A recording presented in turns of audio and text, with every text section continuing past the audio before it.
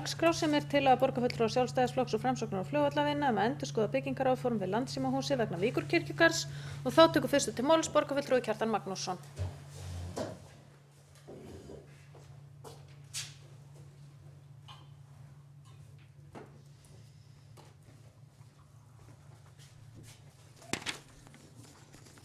Forseti, góðir borgarfulltrúar. Ég ætla hér að mæla fyrir eftirfarandi tillögu borgarfulltrúa Sjálfstæðisflokksins og Framsóknar og flugvallarvinna að endurskoða byggingaráform við Landssímahúsi vegna Víkurkirkjugarðs. Og tillagan hljóðar svo: Í ljósi fornleifa uppgraftar við Landssímahúsið samþykki borgarstjórn að byggingaráform á reitnum verði endurskoðuð með það að markmiði að horfið verði frá því að reisa fyrirhugað stórhýsi í hinum forna Víkurkirkjugarði, elsta kirkjugarði Reykjavíkur, enda nú komið í ljós að kirkjugarðurinn nær inn á byggingareitin. Þess í stað verði leitast við að forðast menningarlegt tjón með því að vernda kirkjugarðinn, setja þar upp minningamörkum hinna framleiðinu og gefa almenningi kost á útivist í garðinum eftir því sem kostur er. Það má segja að þetta mál sé ekki alveg nýtt af nálinni, frekar en kirkjugarðurinn sjálfur. Það má rekja sögu þessa kirkjugarðs líklega 1000 ár aftur í tíman. Þetta eftir að kristni var lögtekin árið 1000 þá fljótlega til það að vita að kirkja var reist hér í Reykjavík og umhverfis hana var grafreitur og fróðustu menn telja að hann hafi verið á þessum stað. Nú síðan eftir að grafreiturinn að kirkjugarður stækkaði þá var hann lengdur í áttin að Austurvelli. Hann var lagður af upp úr 1830 og kirkjugarðurinn við Suðurgötu tók við hlutverki hans. Það má ætla að 30 kynslóðir Reykvíkinga hvíli í þessum garði. Það var í langur listi með að fara að telja upp alla þá sem þar hafa hvílt, en bara sem dæmi má nefna Geir biskup Vídalín sem alþýðan kallaði hinn góða vegna manngæsku hans og örlætis. Og nú stendur yfir fornleifa uppgröftur við þarna á þessum stað við Kirkjustræti á byggingareit sem hefur verið afmarkaður fyrir stórhýsi sem á að hýsa enn eitt hóteli hér í bæ og þar hafa nú þegar þar hefur verið grafið upp mjög mikið af manna beinum og ég hef heyrt að 30 við þennan fornleifa uppgröft sem hófst 1. febrúar þar hafa verið grafnar upp 32 heillegar beinagrindur en töluvert fleiri síðan óheillegar. Þannig að það hefur í sjálfu sér ekki verið mikið rætt. Ég er ekki viss að þessi tala hafi neitt áður komið opinberlega fram, til dæmis í fjölmiðlum. Og ég tel að þetta sé mál sem við verðum að ræða hér í borgarstjórn, þó ekki sé til annars sem við bara áttum okkur á því hvað að gerast. Mér finnst þetta ekki hafa farið mjög hátt og það ekkert sjálfsagt finnst mér að hluta af elsta kirkjugarði borgarinnar að hann sé rauninni bara tekin burt með þessum hætti til þess að gera þar kjallara í hóteli. Þetta hefur verið rætt hér áður og þetta hlaut hér ákveðna afgreiðslu eða í borgarráði sumarið 2013. Þar gerðum við sjálfstæðismenn og borgarfulltrúi Vinstri grænna harðorðar athugasemdir við það að þá væri málið afgreitt á miðju sumri þegar að borgarstjórn var í sumarleyfi og borgarráð fór með hlutverk þess.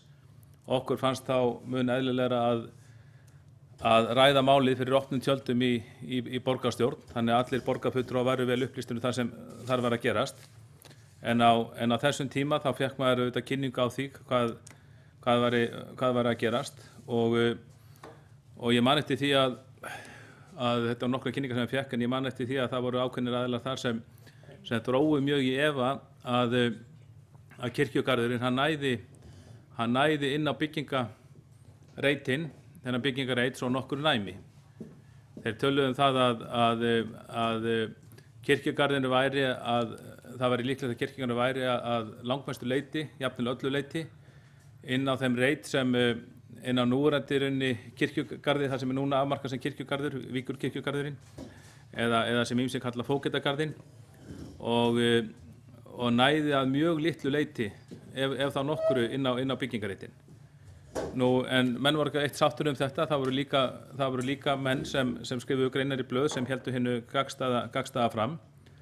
Og þegar málið var afgreitt þarna í borgarráði 2013 sumarið, þá voru ýmsar athugasemdir gerðar, bæði af borgarráðsfulltrúa Vinstri grænna en einnig okkur sjálfstæðismönnum. Ég tek þá fram að við samþykktum skipulagið í heild sinni. En gerðu þó ýmsar athugasemdir og ég ætla að vitna í það með leyfi forseta, hluta þeirra athugasemda. Gerðar eru athugasemdir við að hvorki skuli gert ráð fyrir bifreiðastæðum né sleppistæði við umrætt hótel sem mun væntanlega leiða til þrálátrar umferðarstíflu í Kirkjustræti eða annars staðar í miðbænum. Æskilegt hefði verið að ganga þannig frá skipulaginu að hjólreiðabraut lagi meðfram Kirkjustræti og viðunandi lausnir er fundin á bílastæðum hótelsins. Þá þarf að fara vandlega við framkomnar ábendingar að hinn forni Víkurkirkjugarður nái inn á byggingareitin og gæta sérstakrar varfærni við framkvæmdir af þeim sökum. Og það má segja að varfærni hafi verið gætt við framkvæmdir vegna þess að það fornlega ökurétturinn er auðvitað þannig að hann fer fram áður en það hafi standa. Og hann hefur auðvitað falist í því að skrá þessar heimildir, en einnig í að taka upp, grafa upp þær beinagrindur og þær kistuleifar sem þarna eru og byggingarleifar sem þarna eru líka og koma þeim í burtu, forða þeim í burtu undan steypunni sem þarna verður hellt niður til þess að gera þarna kjallara. Og ég held að við erum að gera okkur þetta ljóst. Ég held að það veri æskilegra að reyna að koma málum þannig fyrir, jafnvel þótt að valdi töfum að sýna þessum elsta kirkjugarði landsins meiri virðingu, reyna að sjá hvort að það sé rétt að hverfa beinlínis frá því að reisa fyrirhugað stórhúsi, reyna þá að koma til móts við byggingaraðila með öðrum hætti, eða jafnvel að kanna það, því að ég kynnti mér nú mála í morgun, fikk að sjá fornlegu uppgröftin að kirkjugarðurinn, hann nær ekki undir allt bílastæðið sem þarna við landssímahúsið, heldur hluta þess. Væri hægt að koma málum þannig fyrir að það yrði byggt á reitnum, en þó ekki þarna ofan í þennan merkilega kirkjugarð. Og þarna takast auðvitað á margvísleg sjónarmið. Það gengur mikið á Reykjavík, það er mikil hugur í mönnum að byggja, ferðamenn streyma hingað. Á síðustu 11 árum hefur hótelherbyggjum í Reykjavík fjölgað úr 2200 í 4300, eða það er áætluð tala í árslok 2016. Þetta er það bil tvöföldan á hótelrými í Reykjavík á 11 árum og á liðnum 11 árum hafa verið byggð jafnmörg hótelherbyggi í Reykjavík og á síðustu 75 árunum þar á undan. Auðvitað er það svo að það þarf að reisa hótel fyrir alla þá sem hingað koma og veita þeim tilhliðarlega þjónustu.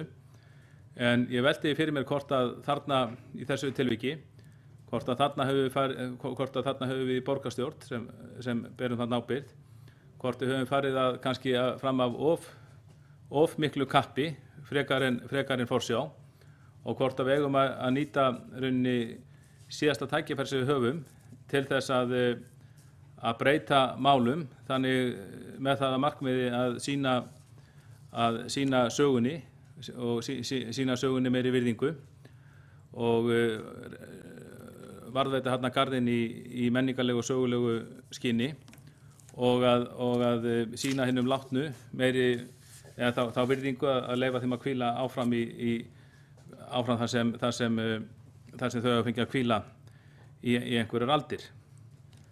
Og það er þannig að það hafa ýmsir málsmyndandi menn tjáð sig þessi mál, menn með mjög mikla þekking á sögu Reykjavíkur og sögu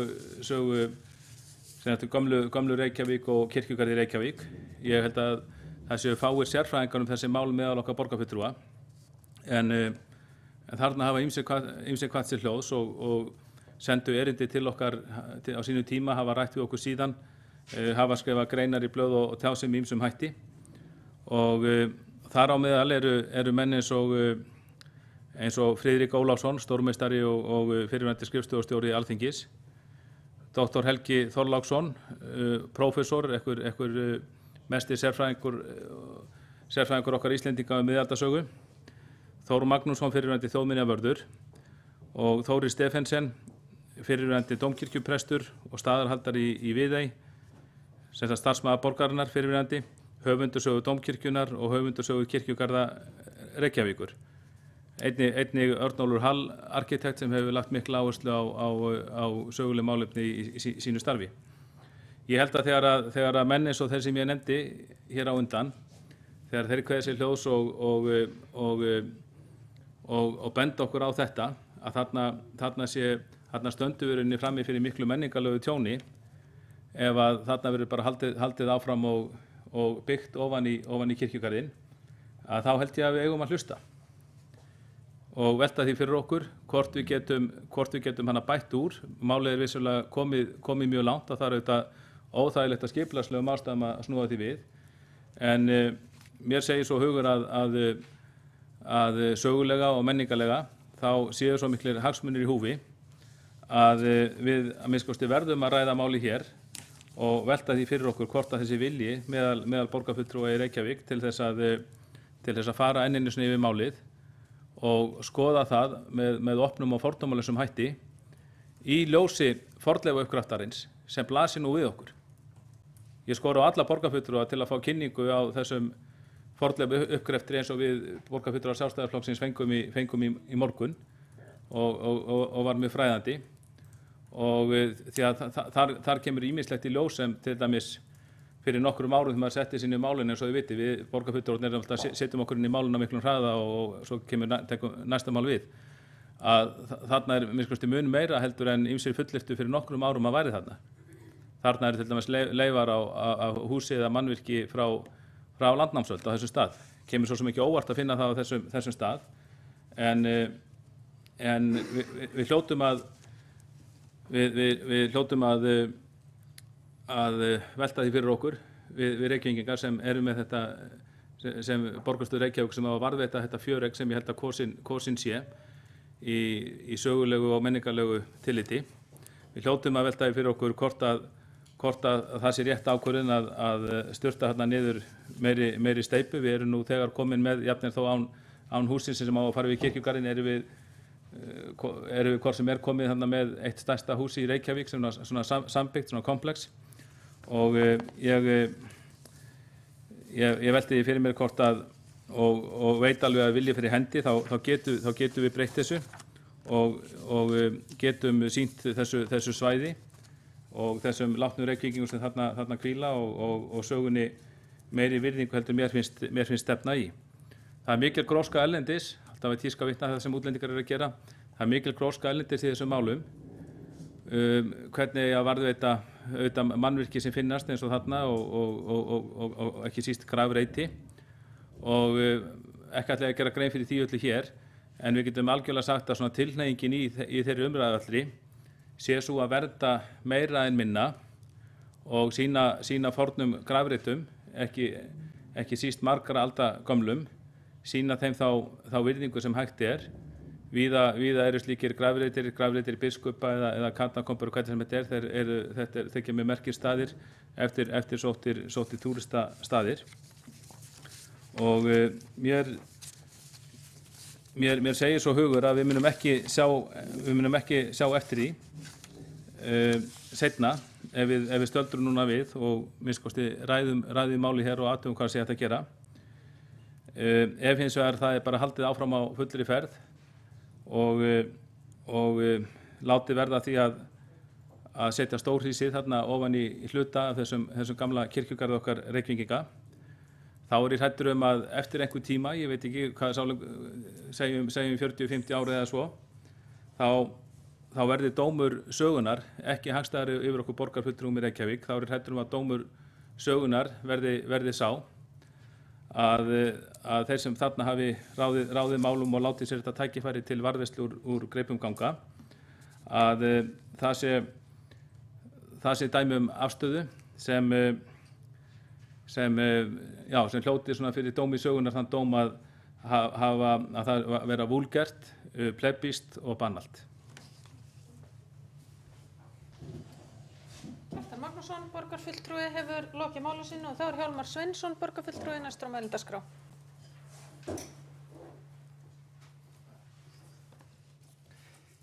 Ágæta borgarstjórn og forseti.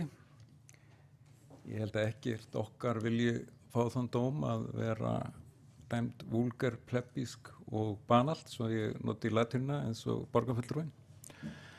Og mér finnst þetta góð umræða og nauðsynleg og kannski ástæðan fyrir því að þetta hefur ekki farið hátt ennþá svo að við til að mynda í umhverfis- og skipulagsráði við höfum ekki ennþá fengið kynningu á þessum uppgreftri.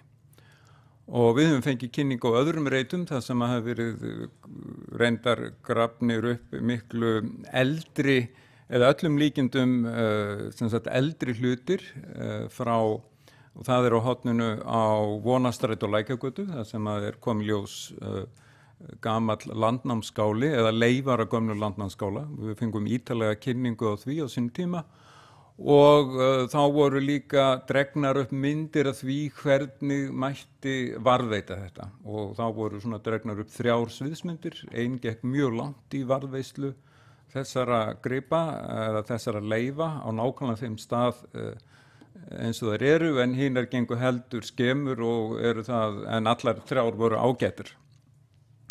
Mér langar aðeins að rifja upp svona söguna á bakvið skipulagið af því að þangað til, altså borgarfulltrúinn Kjartan Magnússon minntist á það að það var samþykkt nýtt deiliskipulag fyrir Reitinn sumarið 2013 og það var borgarráð sem samþykkti það 25. júlí ef maður rétt og þá féllu atkvæði þannig að það var 6 gegn 1, ekki það skiptist þessi neinu máli, en það var að undangenginni heilmikilli vinnu meðal annars alþjóðlegri samkeppni uppbyggingu á Reitnum og dómnefnd sem var þar var skipuð fulltrúum allra flokka og þær heimildir sem að borgin taldi sig þurfa að ganga út frá, þær voru tryggðar eða skilgreindar í skipulagi, Kvosarskipulaginu svokallaða frá 1987.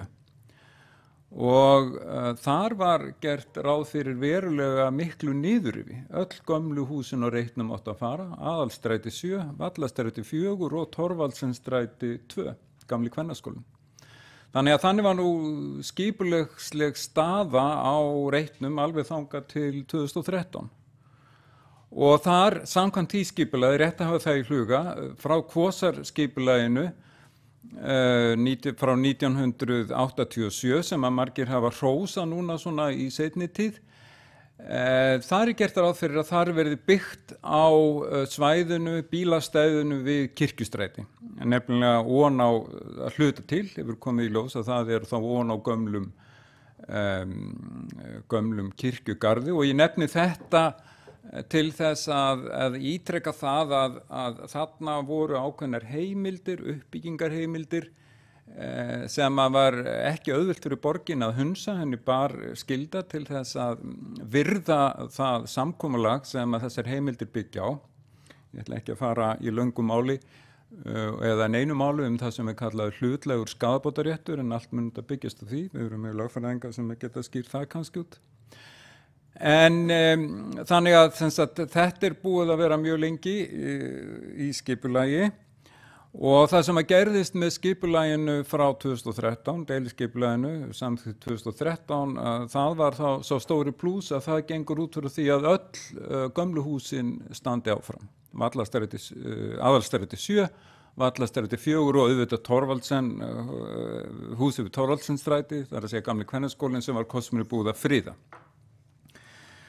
Og ég held að mér sé ótt að segja það og ég held að allir myndi vera sammála mér í því sem að voru í dómnefndinni á sínum tíma en verðlaunatillagan þar að hún var grundvöllur að deiliskipulaginu frá 2013. var það að kostur við þetta skipulag væri sá að þarna væri verið að prjóna sig inn í gamla umhverfið. Og þess vegna þessi mikla áhersla lögð á verndun og það kom út úr því líka að húsið sem að ætti að fá að rísa við Kirkjustræti af því að við töldum ekki stætt á því að taka þær heimildir af lóðarhafa að það þyrfti að rýma mjög vel við húsin á móti í Kirkjustræti, það gamla Hótel Skjaldbreið sem að Alþingi núna loksins að taka í gegn sem búið að vera miklu niðurníðslu mjög lengi og þá erum við að tala að það hús kæmu lóðréttar línur, það verður svona ákveðin uppstokkun í framhlið húsins og það væri með svona háu tvískiptu mænistæki eins og gömlu húsin í Reykjavík eru. Það mér langar líka að nefna það að nýr lóðarhafi hefur komið fram með fyrirspurn það hvort að mætti rífa viðbygginguna frá 1960 sem að svona síðmódernist hús. Það ekki gert ráð fyrir því í deiliskipulaginu og ég tel að það kom ekki til greina og ég held að við séum öll sammála það sem að erum í umhverfis- og skipulagsráði. Af því að það brýtur gegn þessari megin hugsun í skipulaginu sem ég var að lýsa áðan að breyta eins litlu og hægt heldur að húsin þjóni nýjum tilgangi en fá að halda sér sem mest óbreytt.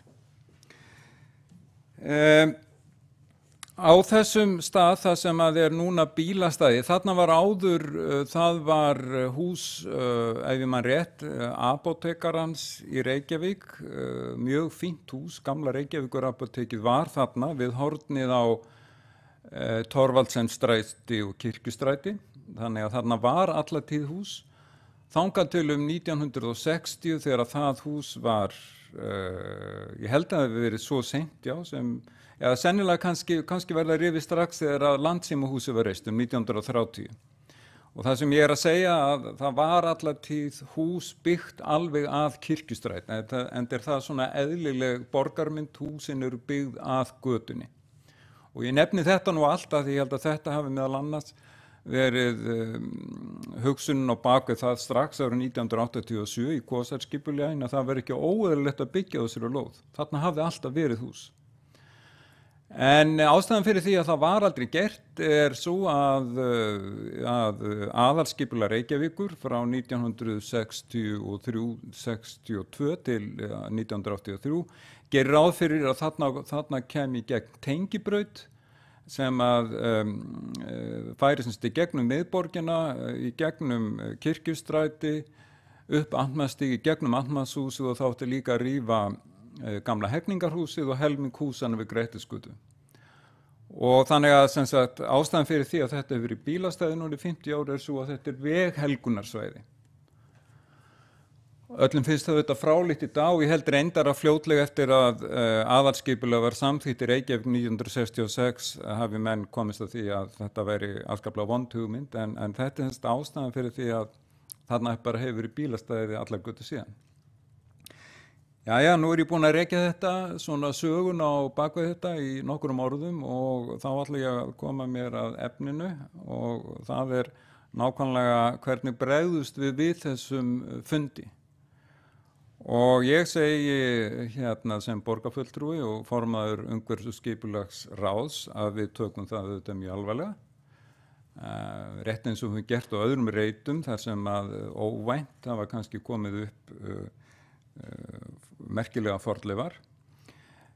Fyrsta skref hlýtur að vera að við borgarfulltrúar, við sem erum í umhverfis- og skipulagsráði og borgarráð fáum góða kynningu á því hvað nákvæmlega þarna að finna, hvað kom í ljós.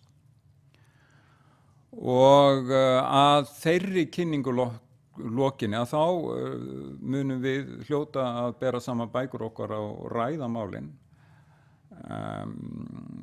Og þá munum við ræða þessa tillögu eða þá þetta sem hér hefur verið nefnt að íhuga það hvort að við eigum virkilega að láta eins og ekkert hafi skorast eða leita leiða til að breyta þessu fyrirkomulagi.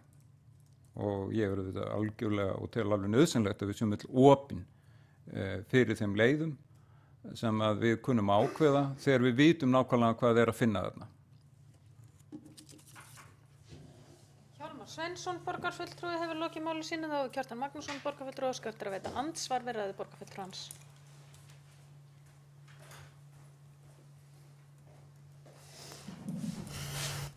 Forseti góðir borgarfulltrúar. Ég vil bara þakka Hjálmari Sveinssyni borgarfulltrúa og formanni skipulagsráðs kærlega fyrir hans viðbrögð við tillögu okkar. Ég held að það geti góð sátt náist að taka svona á tillögunni og sé fyrir mér að það verði átt að vísa henni til dæmis til borgarráðs meðan við skoðum málið og það er alveg greinilegt að formaður skipulagsráðs hann tekur hlutverk sitt alvarlega í þessum málum en hann bendir líka á það að við þurfum að átta okkur fyrst á því í rauninni hvað er að koma í ljós við uppgriftin, það er auðvitað fjölmargt merkilegt. Þannig að ég tek að það fagna þessum viðbrögðum hans og til að við getum á þeim byggt á góðum grundvelli gott samstarf milli allra flokka í þessu máli. Kjartan Magnússon, borgarfulltrúi, hefur lokið við að veita andsvar. Þá svarar borgarfulltrúi Hjálmar Sveinsson andsvari. Ég þakka sömuleiðis fyrir góð orð og ég held eiginlega okkur berum svolítið skylda til þess að vinna saman í þessu máli öllum borgarfulltrúum, sama hverju flokk við stöndum og við skulum vera innilega ósammála í ýmis önnur mál. En ég geri það þá á tillögu minni, nota tækifæri hér í andsvarinu að þessu verði vísað til borgarráðs og svo það sé þá formið tillögu á þessum fundi. Hjálmar Sveinsson, borgarfulltrúi, lokið við að svara andsvari. Þá er andsvörum lokið og næstur tekur til máls borgarfulltrúi Björn Blöndal.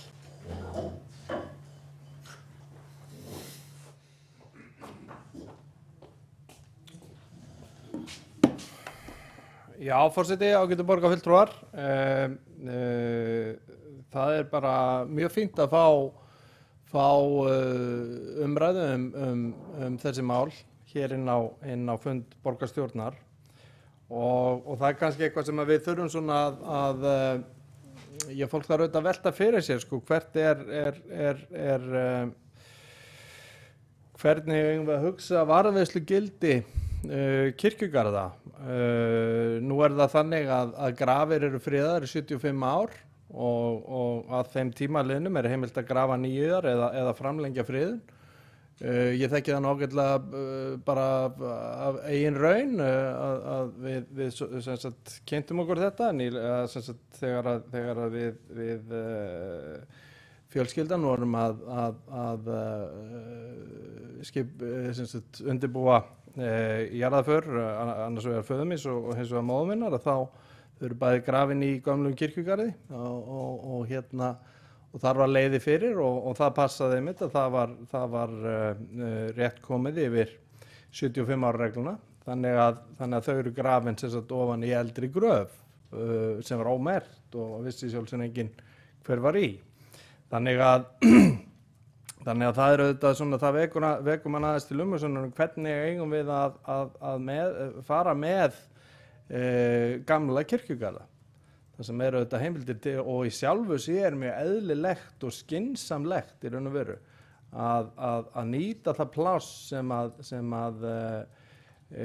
tekið er undir kirkjugarða með þessum hætti og þarna skapast ég vel tækifæri á að fjölskyldu meðlimir séu grafnir í eldri gröfum ættingja sinna. Ég veit ágætis dæmi slíkt í Hólavallakirkjugarði og það er gert oft þar er nú held ég í flestum tilvikum er það þannig að þá eru duftker sett ofan í eldri grafir og ég hef verið viðstaddur 2 slíkar greftranir og í bæði skipti mjög svona falleg og svona svona merkileg stund í báðum tilvikum þar sem að þetta hefur verið gert. Þannig að spurningin sko hvert gildi kirkjugarðs þar sem að grafir eru ómerktar og hvernig eigum við að meðhöndla það. Þannig að ég tek heils hugar undir þá tillögu borgarfulltrúa Hjálmars Sveinssonar að við fáum ítarlega kynningu á þessu í borgarráði og höfum í framhaldinu tækifæri til þess að meta hvernig sé best að standa að næstum skrefum og hvernig að fara með þessar minjar og þar leifar sem að þarna komu upp. Þannig að, já, þakka bara fyrir þessu umræðu. Takkilega. Björn Blöndal borgarfulltrúi hefur lokið máli sínu og þá hefur Hildur Sverrisdóttir borgarfulltrúi og eftir að veita andsvar við ræðu borgarfulltrúans.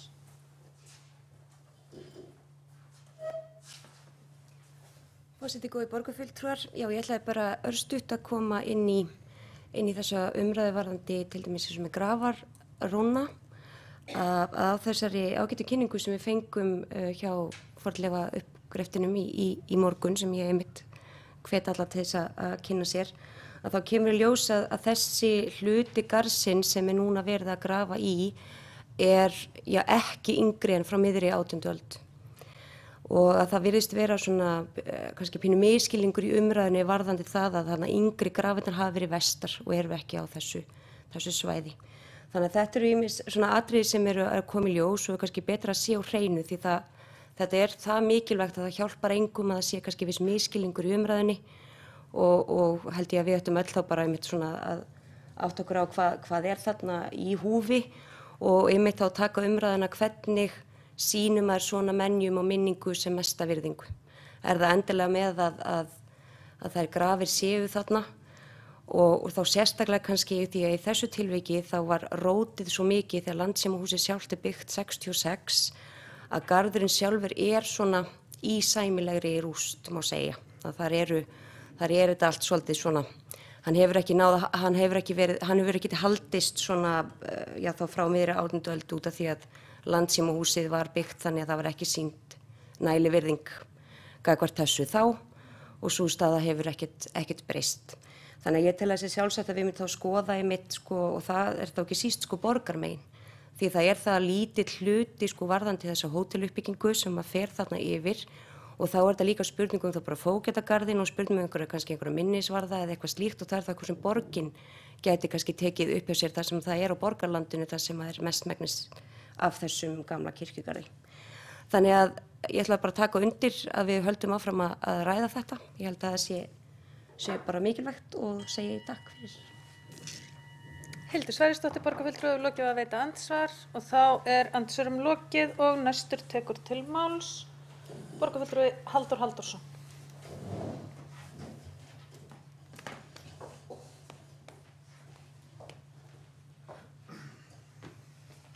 Já, forseti, góðir borgarfulltrúar, mér langaði bara til að fara nokkrum orðum um þetta sem að borgarfulltrúi Kjartan Magnússon mælti fyrir þessari tillögu fyrir okkar hönd og ég tel að það sé góð tillaga sem að hér kom fram hjá borgarfulltrúi Hjálmari Sveinsssyni sem jafnframt er formaður umhverfis- og skipulagsráðs að þessu verði vísað til borgarráðs.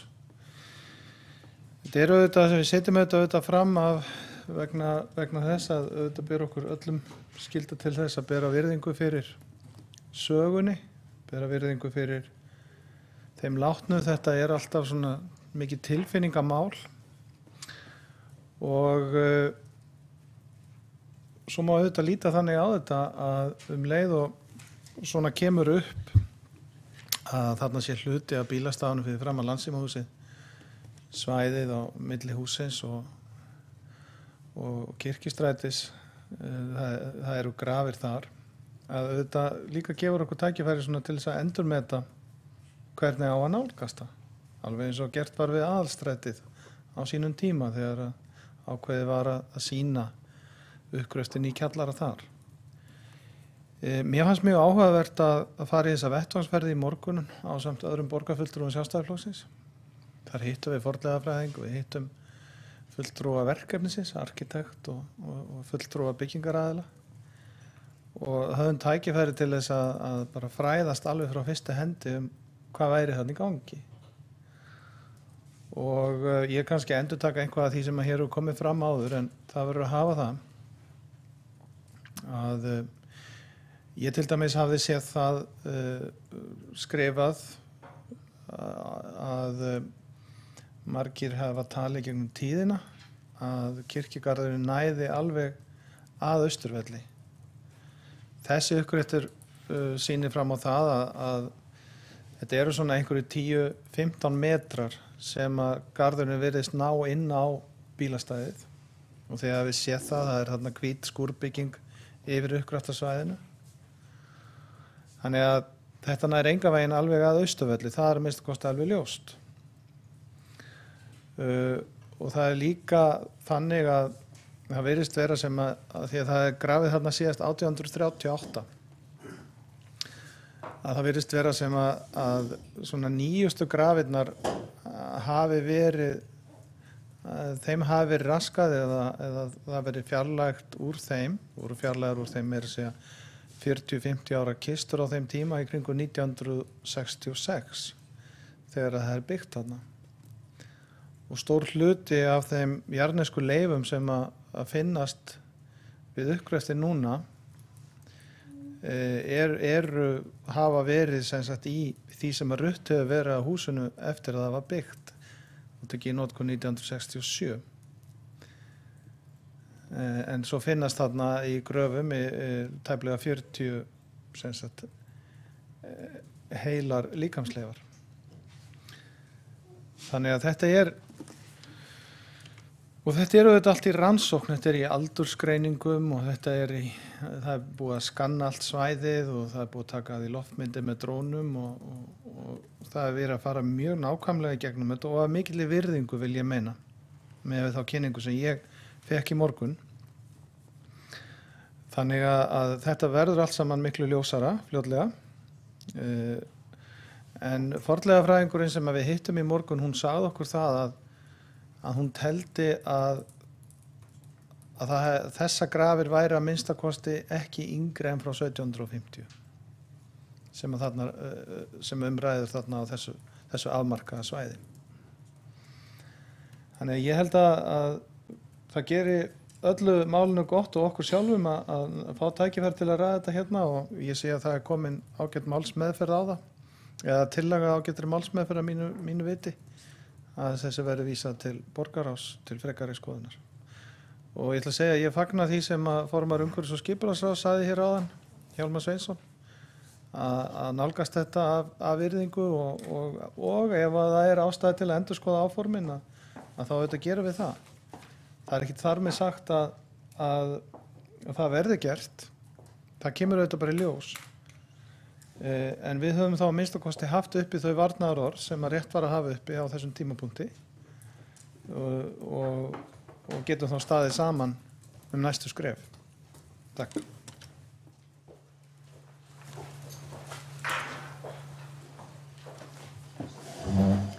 Þá er borgarfulltrúi Halldór Halldórsson lokið máli sínu og þá hafa ekki fleiri kvatt sér hljóðs undir þessum dagskrárlið.